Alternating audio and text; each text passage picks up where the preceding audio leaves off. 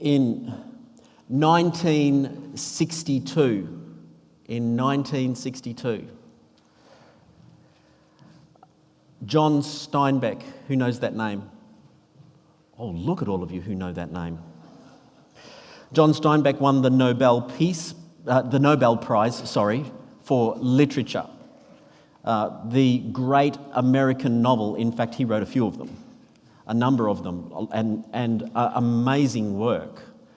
So he won the Nobel Prize for literature. Among the words spoken about Steinbeck was that he had a keen social perception. And what they meant by that is he seemed to understand humanity, he seemed to understand the interactions that people had with one another, and it was displayed in his plots. It was displayed in the characters that he wrote about. And among his famous novels is perhaps the most famous, perhaps the great American novel, as some people would say, is his novel East of Eden. East of Eden. How many of you have read East of Eden? Okay, less hands have read East of Eden. So A.J. Maruna has some work to do because that's his favourite novel of all time, the great American novel. It's why I wrote it. He read it. He said this. I asked him, tell me an American novel to read. He said, you've got to read East of Eden. It's actually a novel that is inspired by the text that we're in today. Genesis 4, the account of Cain and Abel. In fact, it's inspired by one single Hebrew word in that text. In Genesis 4:7, the Hebrew word is timshel. Timshel. It means to master or dominate or rule over. And so you see that in Genesis 4:7, God is telling Cain, sin is crouching at your door, but you timshel, you must rule over it, you must dominate it. Now, if you read through East of Eden, and it's a big book, and you go through a long history in East of Eden of human injustices. Tragedy after tragedy from after the very first pages, the beautiful description of this land in California, it makes you almost want to live there. He's an amazing writer, amazing description of this land, and then you just jump into this list, this saga of tragedies, one after another, one sinning against another and another sinning against another, and in grievous ways all through the novel. Now, at the end of the novel, you kind of come to Steinbeck's final analysis of humanity. And at least it seems for me, it seems that Steinbeck believed that human sinners somehow have the capacity within them to turn things around, maybe live as saints. For Steinbeck, timshel means that we can choose to change the course of our life, to self-rule our life and strive for something better, to make our wrongs right. And so he would say, if you want to, you can do something about this. You can dominate over this sinful rule. So East of Eden depicts Steinbeck's belief that humans, though they can be conditioned in a heritage of atrocities, a long saga of injustices, that eventually we have it in ourselves to change our destiny. And so in his Nobel Prize speech, Steinbeck said this. He said, man himself has become our greatest hazard, but then he said, and our only hope. Let me suggest to you that if you actually read East of Eden, and let me, mums and dads, very much advise mature audiences only. The descriptions of grievous sin are very vivid. You get to the end of that book and you gain absolutely no confidence that humanity can fix its own problems. Even though he seems to suggest that it can. Now, if you read Genesis 4, that gets confirmed 10 times over.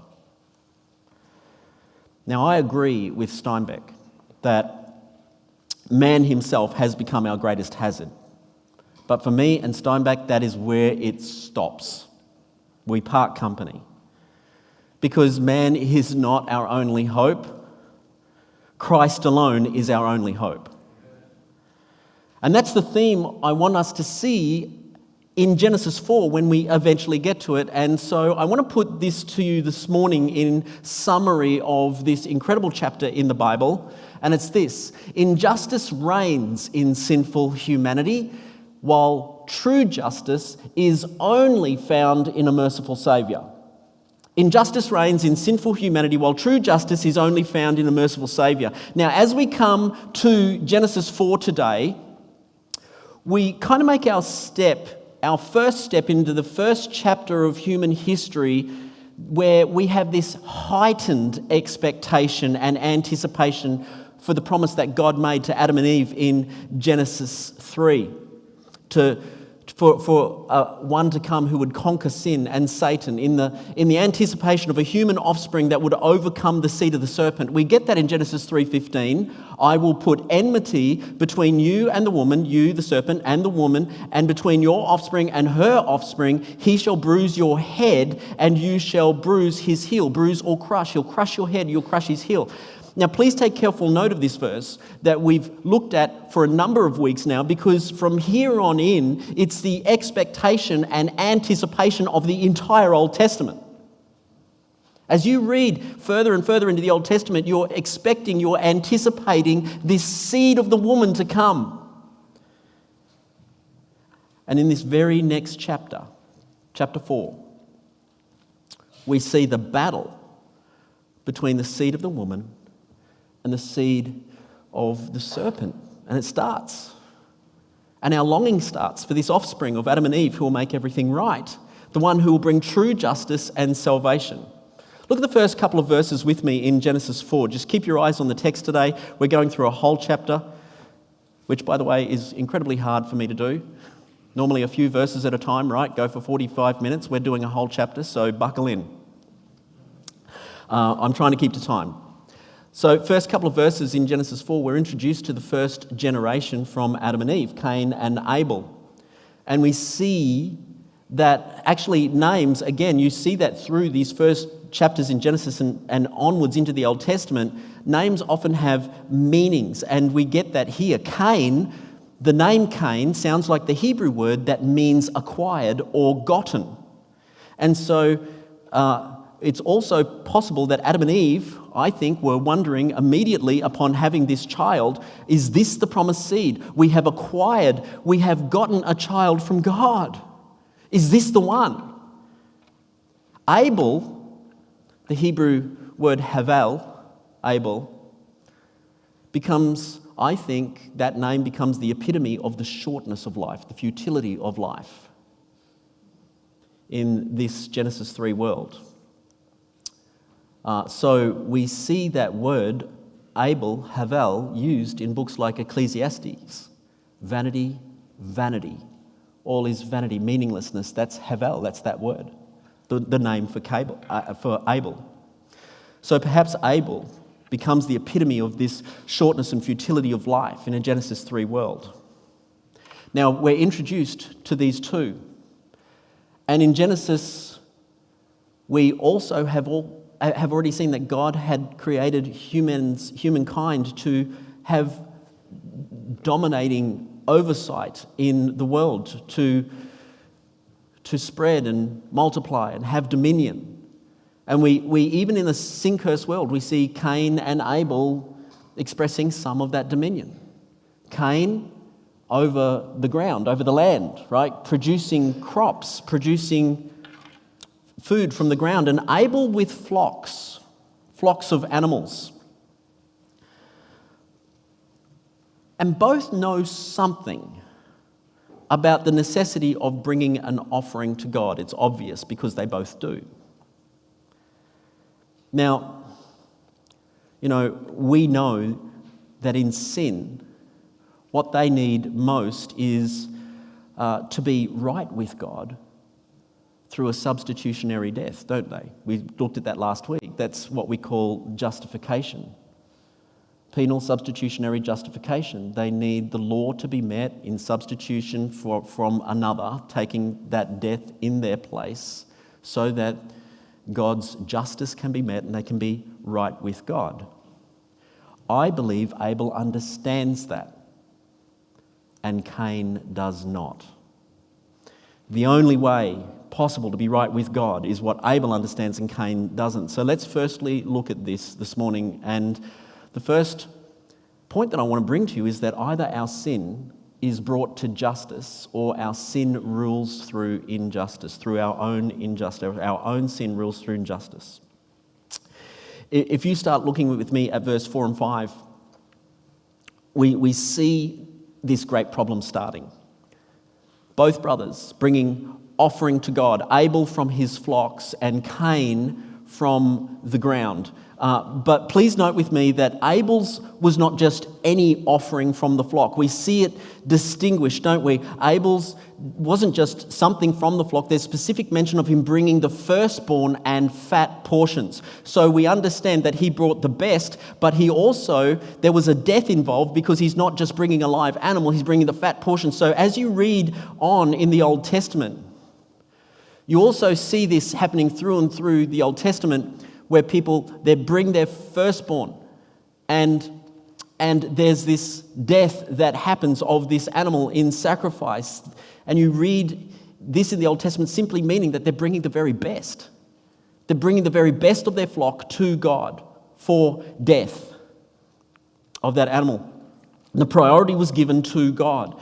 And we find in verse 4 and 5 that God had regard, favour for Abel's offering, but not Cain's. And we're immediately thrust into this question. We want to ask this question, the question that obviously is on Cain's mind. Why? Why his and not mine? Why Abel's and not mine? And I want to jump into this answer this morning. I want to immediately push straight to it because we find that answer, actually, God has given us that answer through the inspiration of His Holy Spirit in the writings of the book of Hebrews in the New Testament. Go there with me, chapter 11 in the book of Hebrews. And if you're looking through Hebrews, chapter 11 starts talking about, it's that famous chapter of faith in the Bible. The heroes of the faith are all through Hebrews 11. And the author of Hebrews starts by giving us an understanding of faith. He says faith is, it's not some blind foundation. It's the foundation of how we actually live. It's not a blind hope.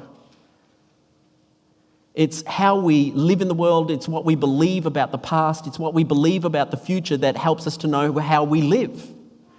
And that all comes by faith. Listen, every single human being on the planet lives by faith. What we believe about us coming, the origins of everything, humanity, who we are, what a human actually is, how we live, what is in the future. Every single person in the world lives by faith. And at the peak of the importance of faith is what we believe about God. Our lives before Him. And look at the author of Hebrews. He gives us a very first example of living, saving faith. And who is that first example? Abel. Hebrews 11:4. By faith, Abel offered to God a more acceptable sacrifice than Cain, through which he was commended as righteous. God commending him by accepting his gifts, and through his faith, though he died, he still speaks. Why was Abel's sacrifice favourable to God while Cain's was not? The answer definitively given in Hebrews 11 is because of his faith. Because of his faith. It wasn't the act of sacrificing, it wasn't the thing about the sacrifice, wasn't what he was doing that made him right. It wasn't his work that made him right. God commended or declared Abel as righteous through his faith. His faith in whatever he was doing was pointing to, what he was believing in. God accepted Abel's sacrifice because he was believing through that sacrifice in God's promise that was originally given in Genesis 3:15 and the end of Genesis 3. And he had faith. Now, Abel's dead. That's what the author of Hebrews says. Abel is dead now, but his acceptance by God through faith preaches. It preaches what God has wanted us to know from the very, very beginning. He still speaks. So, what is the difference between Abel and Cain's sacrifice? Let me suggest with the author of Hebrews that it's faith in the promise of God for being made right with God in the future offspring. The future offspring that is promised in Genesis 3:15, who would be bruised or crushed for us. Faith in the sacrifice was pointing to that promised one who would come and sacrifice himself. He would be crushed, bruised for us, but death would not overcome him. He would overcome death. And it would be done for us all who believe in him. And it's done by God. And in Genesis 3, at the very last verses of Genesis 3, we see God providing a sacrifice that points to that. And then after Adam, we see that flow of how one comes to faith all through the scriptures. Abraham, after him, believed God's promise and it was credited to him as righteousness. Faith. Now, I think what we see here, in fact, I'm certain of it, in Genesis 4, is that Cain did not believe in God's promise. So, what was Cain believing in? Well, let me suggest to you that Cain was believing in his own work. Look at what I can produce. Look at what I've produced. I've given you these wonderful things from the ground that I grew. Cain was believing in his work of sacrifice, not in the promise of the true sacrifice of the offspring to come. And why we needed that true sacrifice to come, why we needed one to die in our place.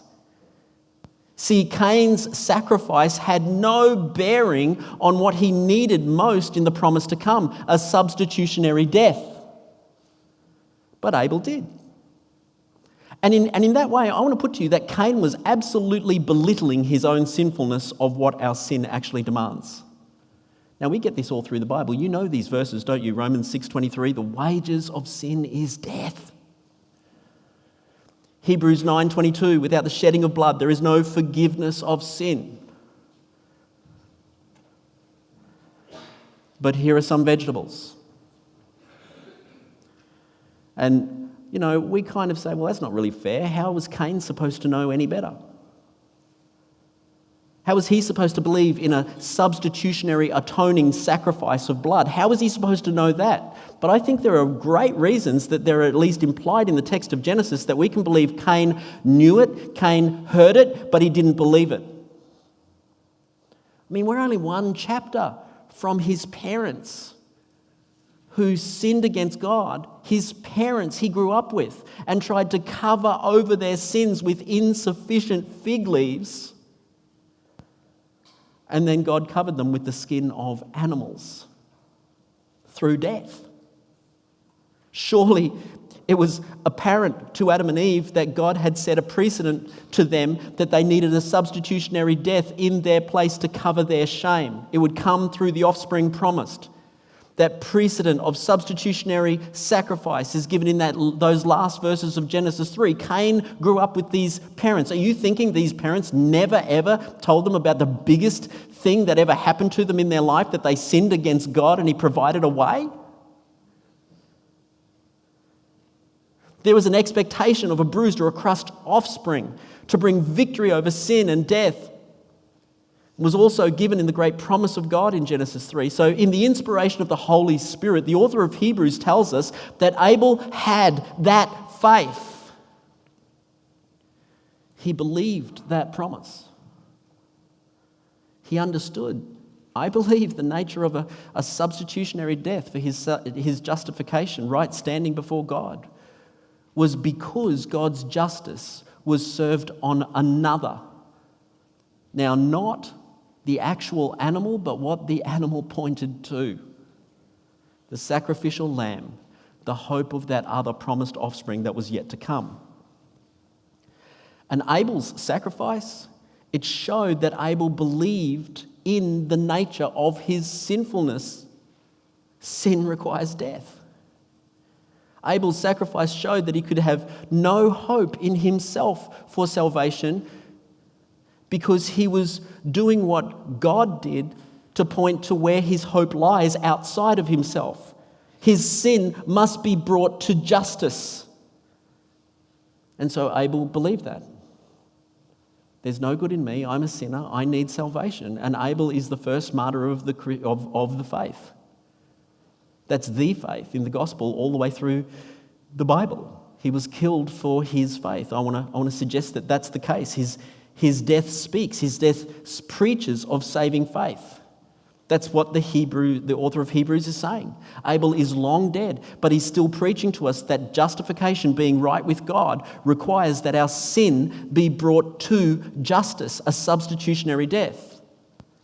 Now, Cain committing murder against Abel speaks to us about the absolute corrupting nature of sin. And I believe he also shows us the great deception of believing in our own goodness.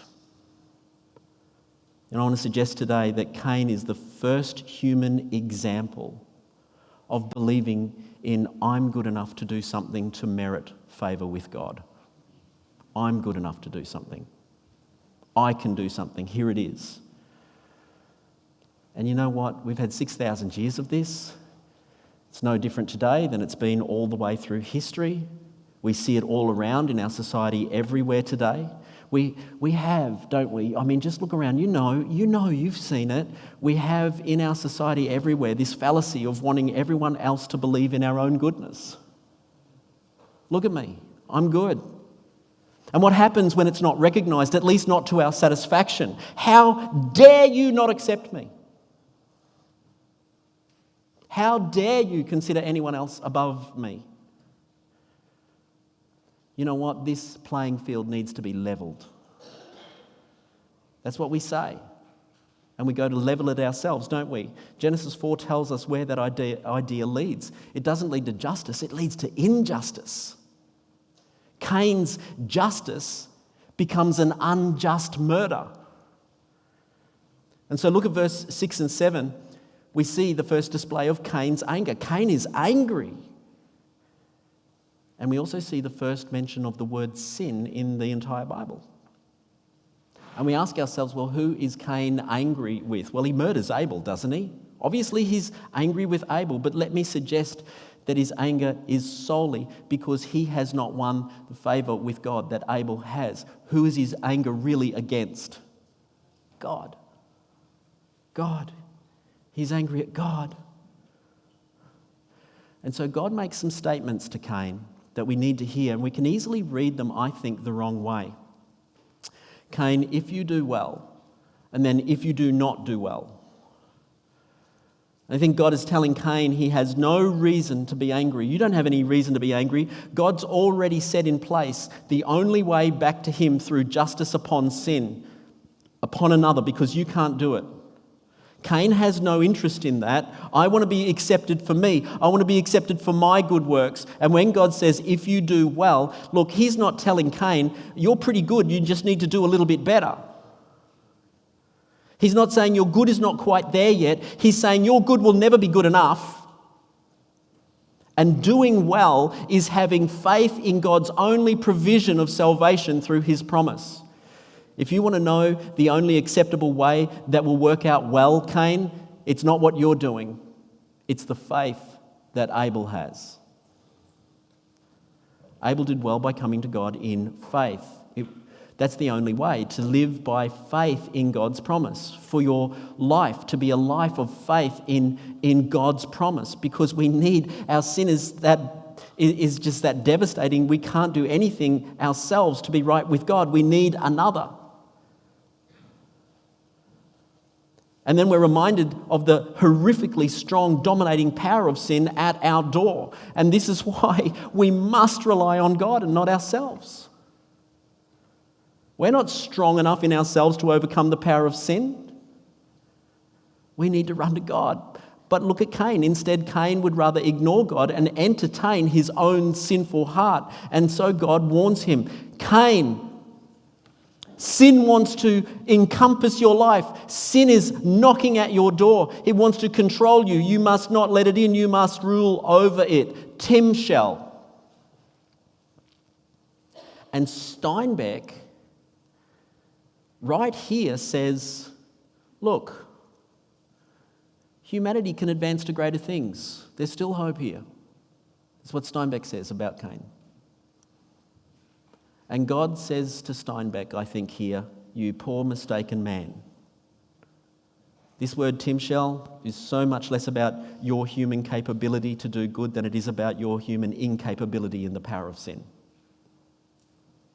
Corruption can only be undone in the cross. And in sin in this world, we are in an ever-present human danger.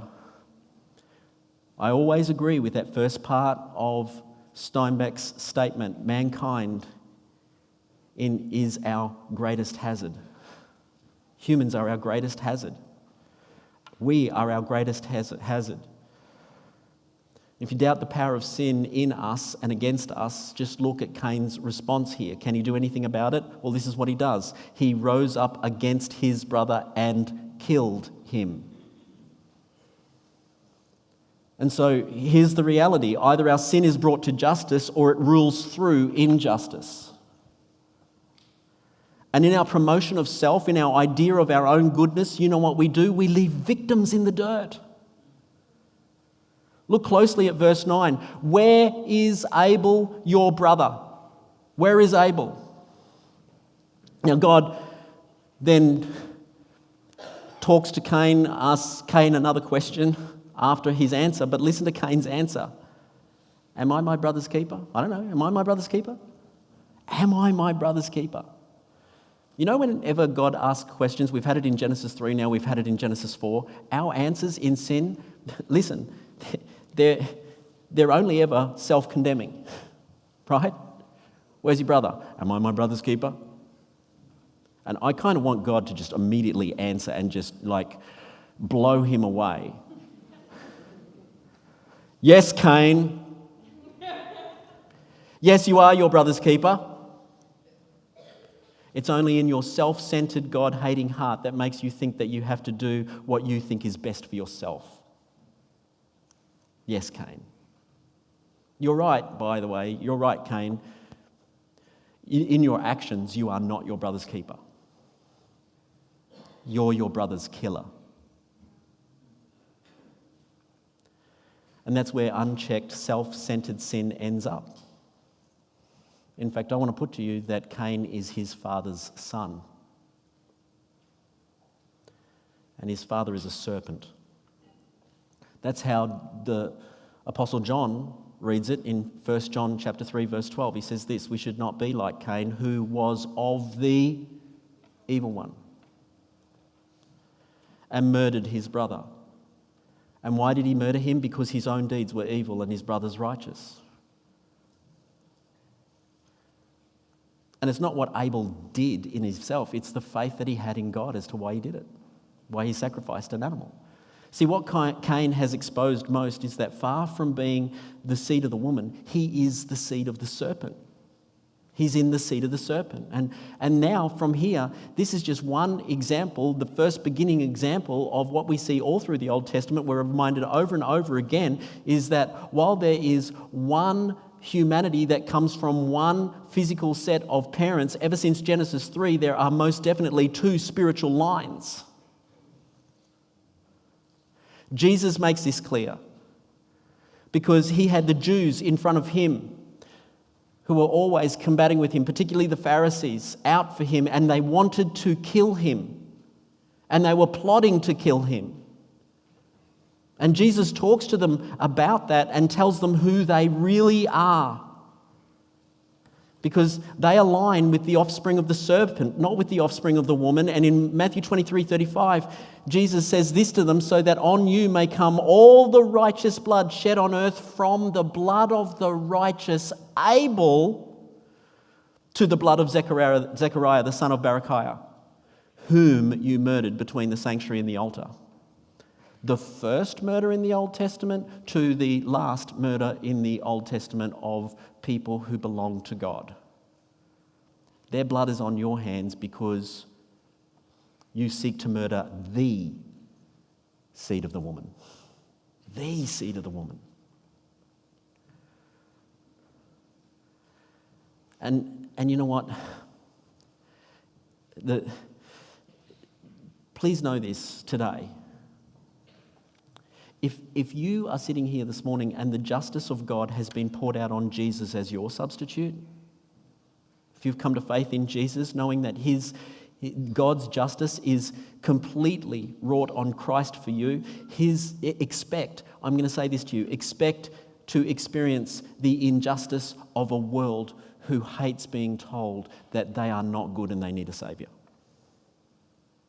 Because we have understood that we're not good and we've needed a saviour. Expect to experience that injustice, and that's why Jesus says also in John 15:18, if the world hates you, know that it has hated me before it hated you. Cain hated God before he hated Abel. This world against Christians hates Jesus before it hates us.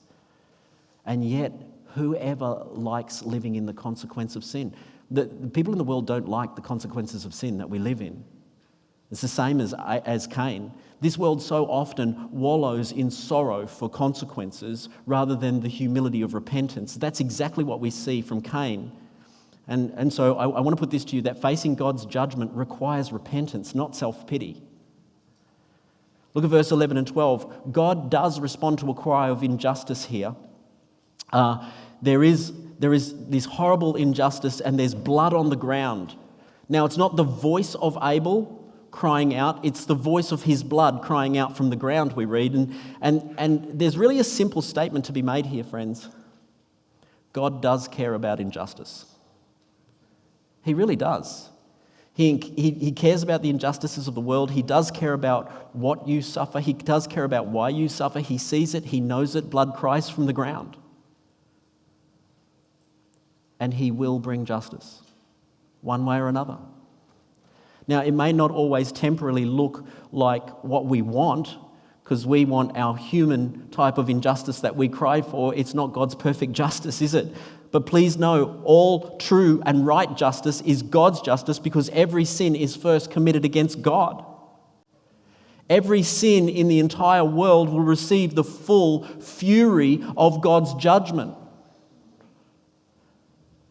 And so, if you're here today and you're kind of suffering under these general consequences of a Genesis 3 world and injustices in it, when others don't know what has happened to you or cannot bring appropriate justice, please know that God has seen it and he will bring it. Blood does cry from the ground. God does hear it. And God does bring judgment upon Cain. Cain is banished from the land that yields him food, and he's cast out to be a wanderer, one who's always running from people and a wanderer in the wilderness. Now, God's justice may mean that some are left in their consequences of their own sin, awaiting that day of full and final judgment. And in verse 13 and 14, Cain says, "That's more than I can bear." That's more than I can bear. Cain knows he knows his own unjust heart, but when you know that about yourself, you can have no confidence in others. There's going to be other people with unjust hearts that are going to come after him. He needs protection and he's scared. Scared of people's own vigilante justice on him. Now, you would think facing this, you would realise, surely we would say, what are you doing? Can't you just see how grievous your sin is? Listen, give us what we expect, Cain. Drop to your knees in dust and ashes. Repent right here before God. God, I'm a sinner. I really am. I'm a murderer. I denied that my sin requires justice, that it requires death, that I can never meet. I deserve death. I deserve hell. Please, God, I trust in your provision of a substitution to receive the punishment I deserve and can never bear. But that's not what we get from Cain. Cain is still way too prideful to see his own sin. He only sees consequences and he cries out in prideful self-pity. That's all I can put to this. This is too hard. And look, he even talks about being away from the presence of God. Not because he loves God. He wants protection, he wants provision, he wants all the benefits of God's world without the worship of God. And so in verse 15 and 16, we do see God's grace, not saving, redeeming grace to a repentant heart, but we do see God's grace that we see all around our world today, God's common grace. It goes out to those who shake their fist at God. God protects Cain with a mark that you're all asking, what is that mark? Here's my answer, I don't know. Let's move on. God protects Cain from those who have a sinful heart just like him. Now, he could have been dead in an instant, but God sustains him in the wilderness. Listen, God sends rain on the just and the unjust. God is forbearing that people might come to repentance.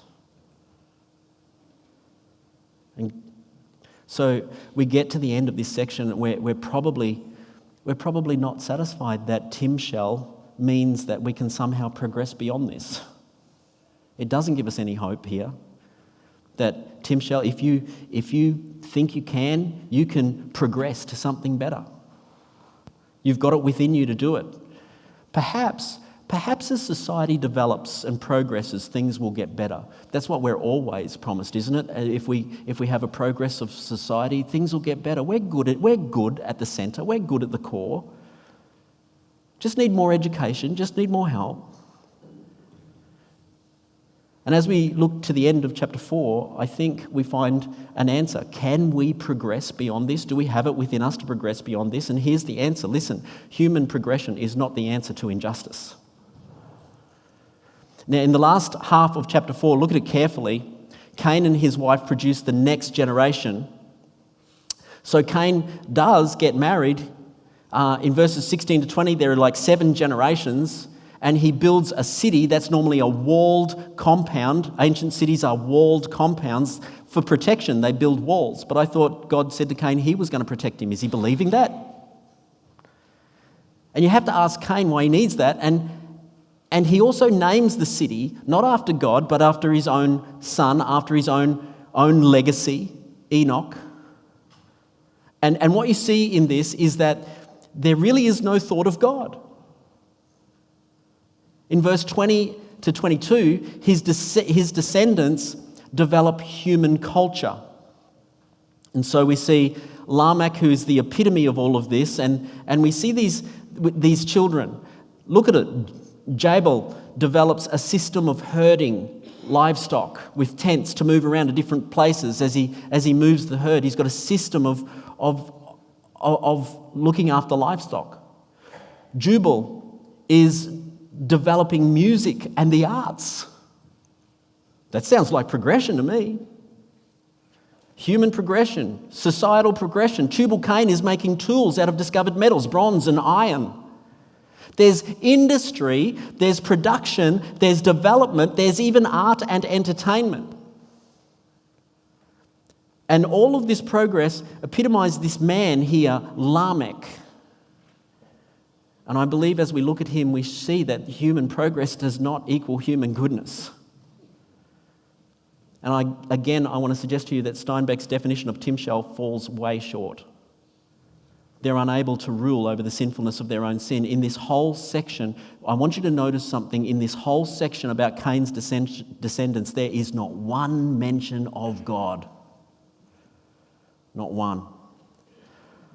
Lamech rejects God's creation order of one man for one woman to become one flesh in marriage. He ignores the beauty of God's creation of a helper fit for man in complementary union, and the beauty of God's design for marriage.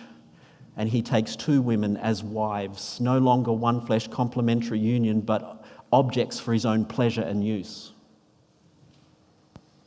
And with all of the advancement of society in these few verses, you can see the egotistical pride of humanity in its progression and advancement. We can do it, we can do it, we can make it good.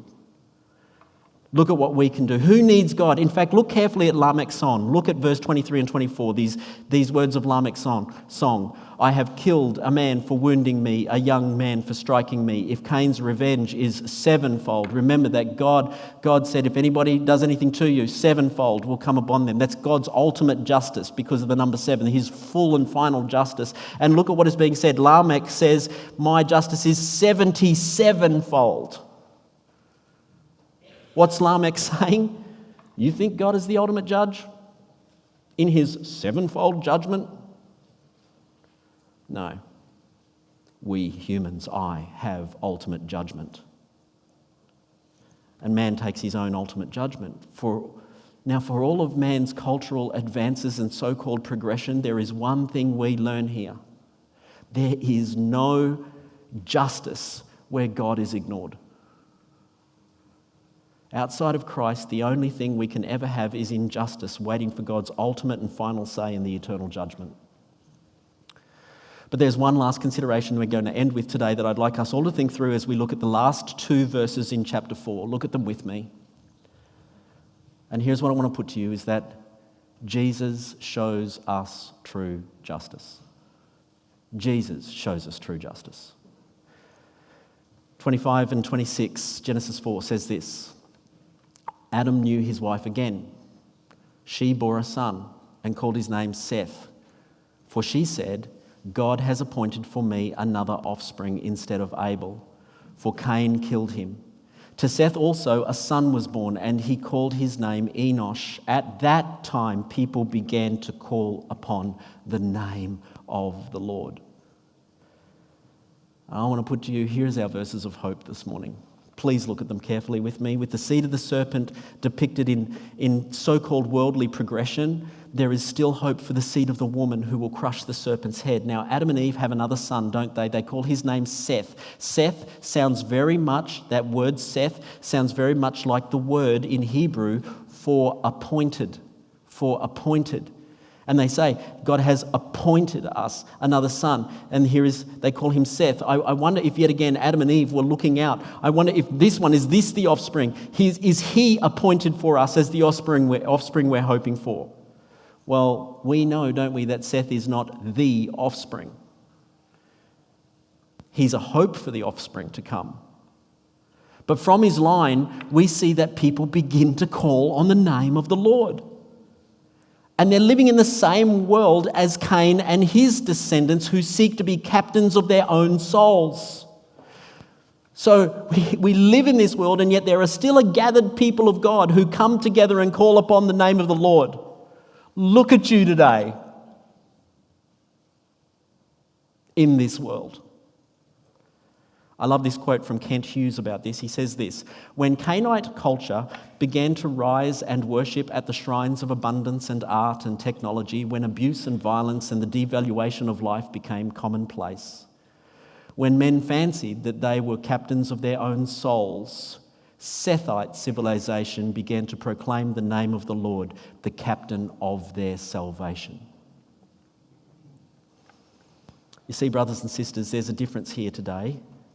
They call upon the name of the Lord. This line of Seth knows that there is no hope in themselves.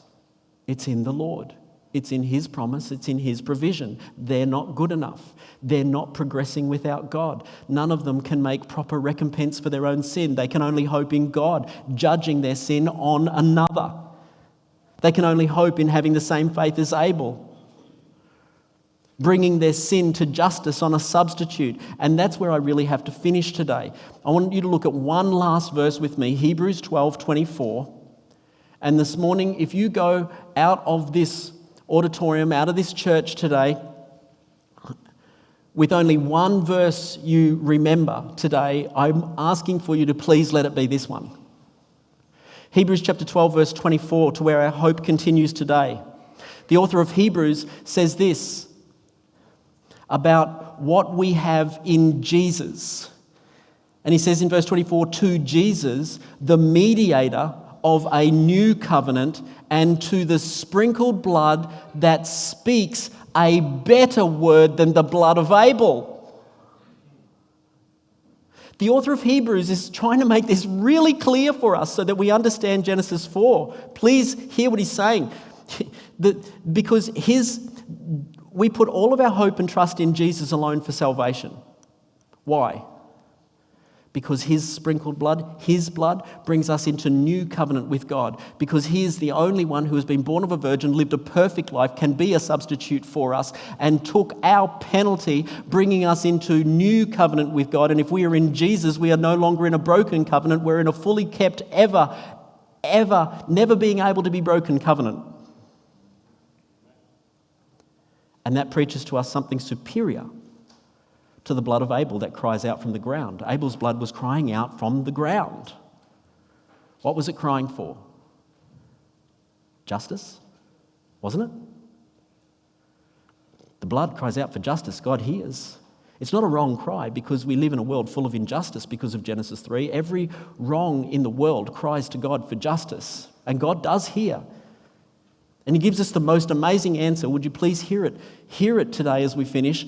But let's understand something about justice. And I want you to understand something about this justice that Abel obviously did understand. Abel knew that he needed a substitutionary death in his place. If humans were to receive the justice we all cry for, not one of us, including Abel, would be in heaven.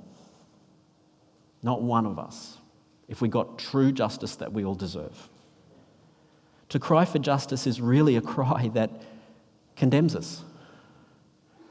We cry so often, don't we? We hear it all around, particularly in this country. We're crying for our rights. It's my rights, and it's an injustice when my rights are stepped on. So often, but in sin, we only have the right to an eternal hell. That's justice. Jesus' blood cries a better word than Abel's. Jesus' blood doesn't cry, I need justice. Jesus' blood cries, I've met the demand of justice for you. Wow.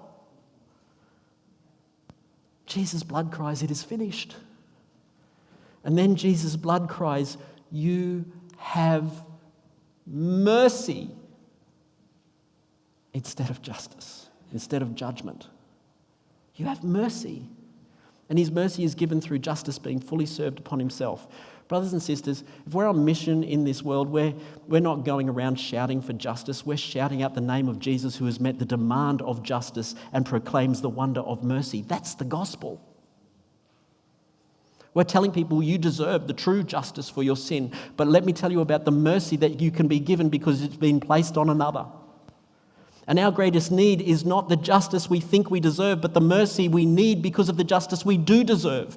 And Abel's sacrifice by faith shows that he understood that. Question is, do you?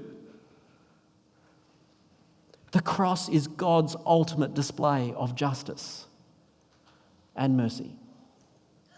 Now, I want to really finish with this just last very quick example. I'm going to give you one last example of what that means for our own attitudes, because I just think that this is just overwhelming to me when I thought about this. In 1 Corinthians chapter 6, what does it mean for a group of Christians in a church, right? In 1 Corinthians chapter 6, Paul is rebuking this church in Corinth for taking each other to court in pursuit of their own idea of justice. And he's rebuking them for that. And part of his rebuke, he makes this outstanding, amazing statement. He says, it would be better that you be wronged or defrauded rather than being worldly. Why can Paul say that to these people? Because out of all the people in the world, Christians understand that we do not come under the justice we deserve, but God has taken it for us that we might receive his mercy. We're the ones that can say, I forgive. We're the ones that can say, I can give mercy. I can actually be wronged. The Christian priority with each other is to live out mercy, the mercy we offer the world through Jesus. Injustice reigns in sinful humanity, while true justice is only found in a merciful Saviour. Let's pray.